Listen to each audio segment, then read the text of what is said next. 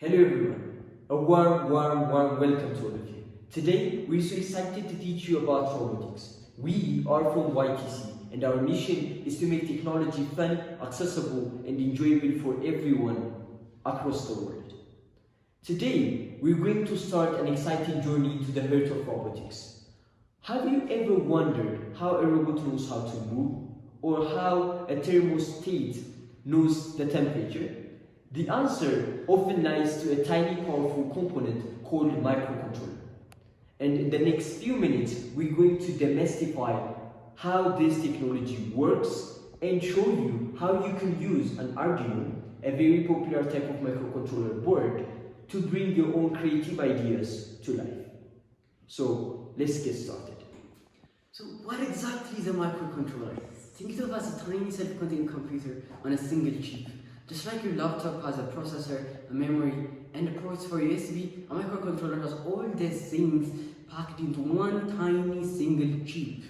But instead of running complex softwares like video games, it's designed for only one purpose: to control things. For example, your microwave, your TV remotes, and of course robots. Let's talk about types of microcontrollers. Not all microcontrollers are the same. They come in different types, much like cars come in different models and different sizes. So we can classify them by a bit architecture. Think of it as the word size a chip understands. We have a simple 8-bit for basic tasks, more capable 16 bits for more powerful models, and a 32-bit microcontrollers for complex systems like drones and advanced IoT systems. You might recognize names like AVR, which is in many Arduino, or ARM, which is in most modern smartphones. They can also be in general purpose for many uses, dedicated for specific industries like automotive. And finally, some need external memory chips, while others have all and the memory they need built right there. So now to the Arduino Uno. The Arduino Uno is an open source microcontroller that uses the Amiga 328P microchip.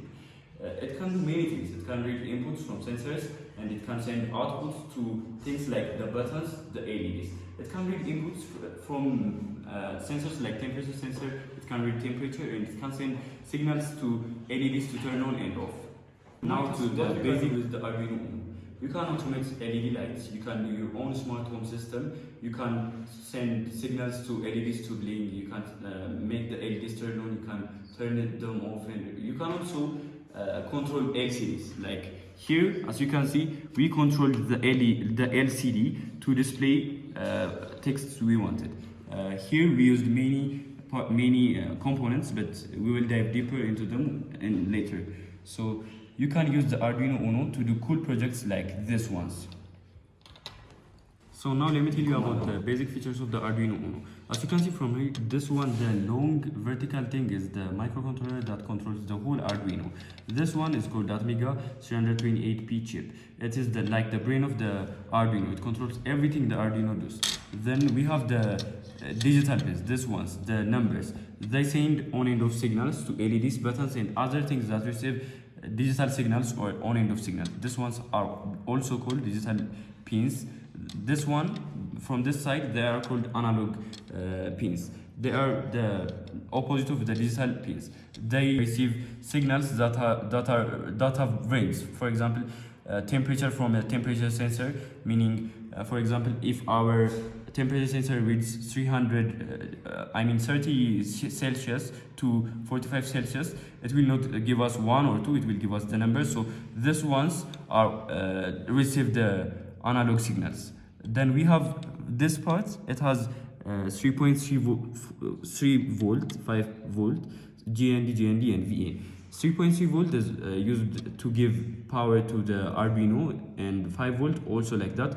GND, our circuits negative part is connected to the GND parts. VIN, it's used to give external power to the LED, to the Arduino, I mean. Then we have this USB port. Using this port, we can give the Arduino codes. We can send the codes to the Arduino. We can also power it up. And then this is the barrel jack, or the barrel jack adapter, where we can give the Arduino power to turn it on. Then this button, the red thing, it is a reset button.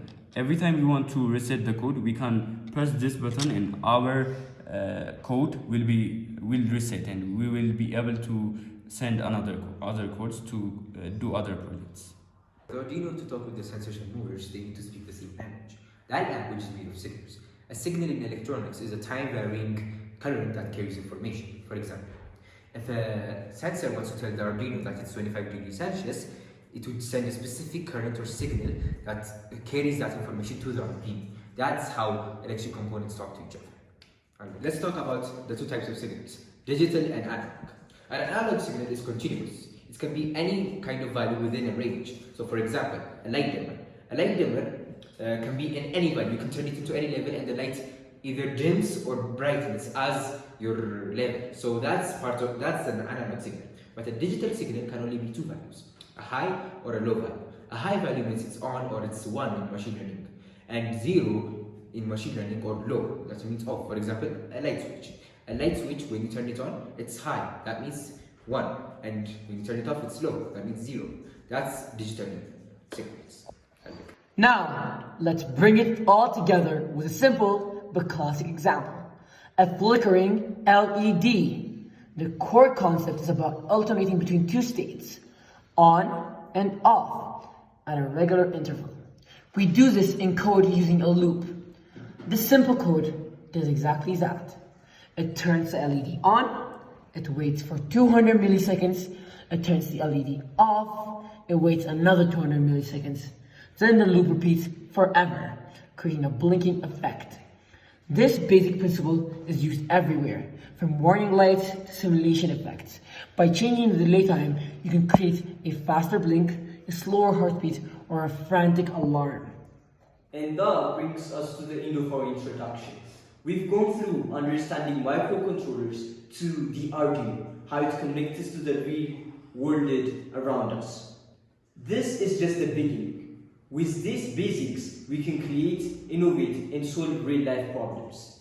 Thank you for listening. We are the YTC, and we're so excited for what's ahead.